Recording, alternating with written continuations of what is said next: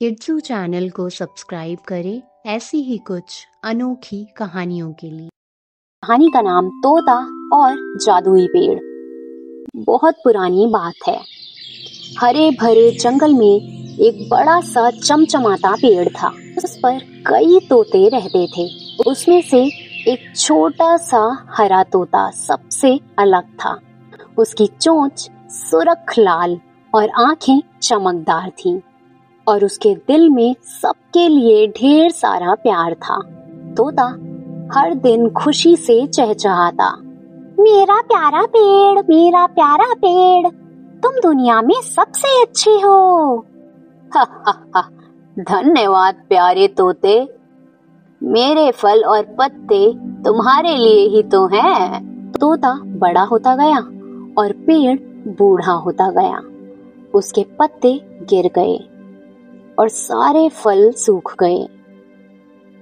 अब ये देखकर बाकी तोते बोले, अरे अब यह पेड़ तो कोई काम का नहीं रहा।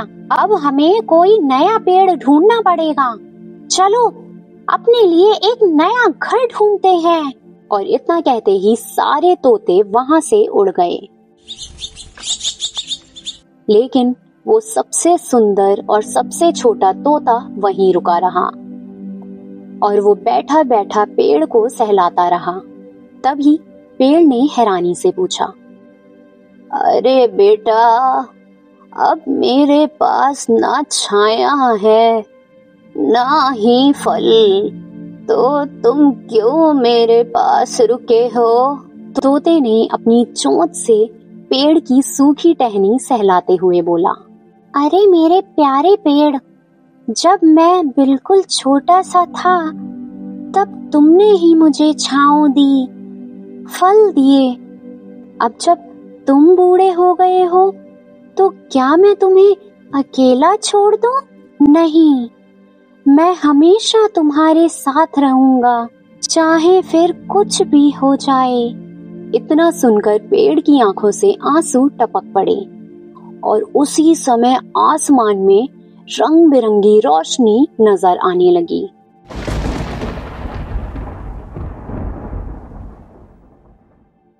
और तभी इंद्र देवता प्रकट हुए और बोले, अरे ओ प्यारे तोते, तुम्हारी सच्ची मित्रता और कृतज्ञता देखकर मैं बहुत खुश हुआ। मैं वरदान देता हूँ कि ये पेड़ हमेशा हरा भरा रहेगा।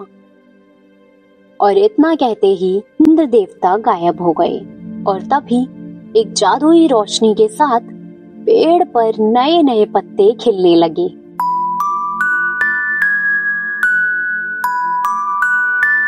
और मीठे मीठे फल उगने लगे। पूरे जंगल में उस पेड़ की खुशबू आ रही थी। अब ये देखकर पेड़ और तोता दोनों बहुत खुश हो गए। अरे धन्यवाद मेरे नन्हे दोस्त, ये सब तुम्हारी ही वजह से हुआ है। अरे देखो देखो, मेरा पेड़ फिर से हरा भरा हो गया। मैं तुम्हें कभी छोड़कर नहीं जाऊंगा, समझे? तब से तोता और पेड़ हमेशा साथ साथ रहे। तो इस कहानी से हमें सीख मिलती है कि सच्चा दोस्त वही है जो अच्छे और बुरे समय में साथ दे। कहानी का नाम गाय और बाघ। हरे भरे जंगल में एक गाय रहती थी। एक दिन गाय घास खा रही थी।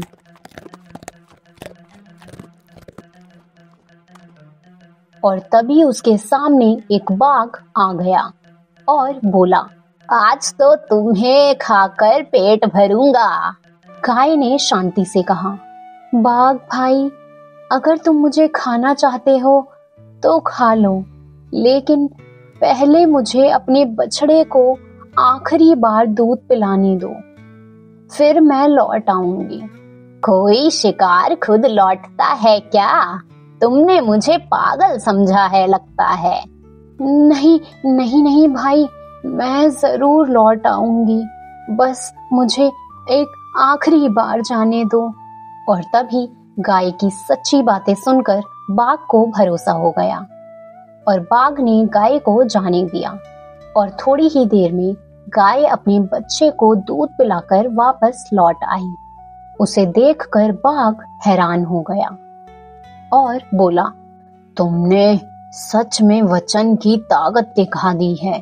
तुम्हें और तुम्हारे बच्चे को कभी नुकसान नहीं पहुंचाऊंगा। और उस दिन से बाघ गाय और उस बछड़े की रक्षा करने लगा और वो मिलकर एक साथ रहने लगे। तो इस कहानी से हमें सीख मिलती है कि सच्चाई और वचन का पालन सबसे बड़ी ताकत है। कहानी का नाम लालची ऊंट। रेगिस्तान में एक ऊंट रहता था। वह रोज राजा के बागीचे में जाकर हरे हरे पत्ते और घास खाता। वहां उसके दोस्त भी रहते थे। सब मिलकर घास खाते और खुश रहते।